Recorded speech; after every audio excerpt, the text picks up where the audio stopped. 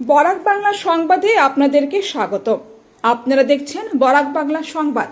আজ ৫ জুলাই রবিবার। চলুন এক নজরে দেখে নেওয়া যাক আজকের প্রধান সংবাদ। বাজেট অধিবেশনের আগে সতর্ক দিশপুর। ৬ জুলাই থেকে শুরু হচ্ছে অসম বিধানসভার অধিবেশন। অবৈধ অনুপ্রবেশের বিরুদ্ধে কড়া পদক্ষেপ। ৫০ জন অবৈধ বাংলাদেশিকে পুশব্যাকের জন্য তামিলনাড়ু থেকে পশ্চিমবঙ্গে পাঠানো হলো। অসমকে এশিয়ার শিল্পকেন্দ্রে পরিণত করার লক্ষ্য। শিল্পায়নে বড় উদ্যোগের বার্তা রাজ্য সরকারের। ২০ জুলাই থেকে শুরু সংসদের বাদল অধিবেশন।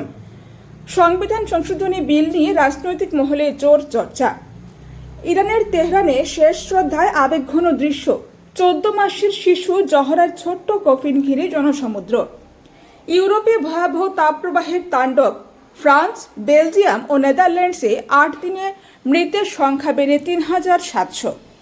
প্রকৃত ভূমিহীনদের জন্য সুখবরের ইঙ্গিত।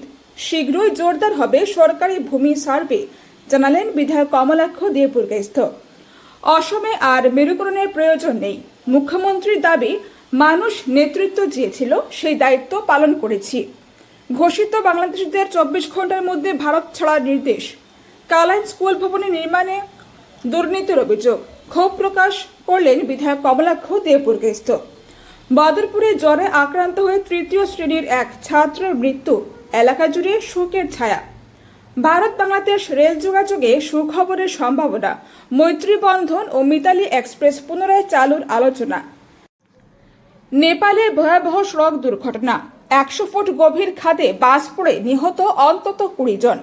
হাইলাকান্দি পুলিশের বড় সাফল্য, প্রায় ২০ লক্ষ টাকার ইয়াবা ট্যাবলেট উদ্ধার। মুম্বাইয়ে ভারী বৃষ্টিতে জনজীবন বিপর্যস্ত। জলমগ্ন রাস্তায় চরম ভোগান্তি। মধ্যরাতে হাইলাকান্দি এসকে রায় সিভিল হাসপাতালে চরম দুর্ভোগ। নানা সমস্যায় ক্ষুব্ধ রোগী ও অভিভাবকেরা।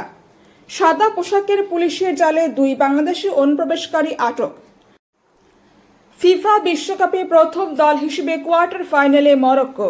কানাডাকে উড়িয়ে শক্তিশালী বার্তা, মুখোমুখি হবে শক্তিশালী ফ্রান্সের বিরুদ্ধে। এই ছিল আজকের প্রধান সংবাদ। প্রতিদিনের ধারাবাহিক খবরের আপডেট পেতে বরাক বাংলা সংবাদের সঙ্গে থাকুন। ধন্যবাদ।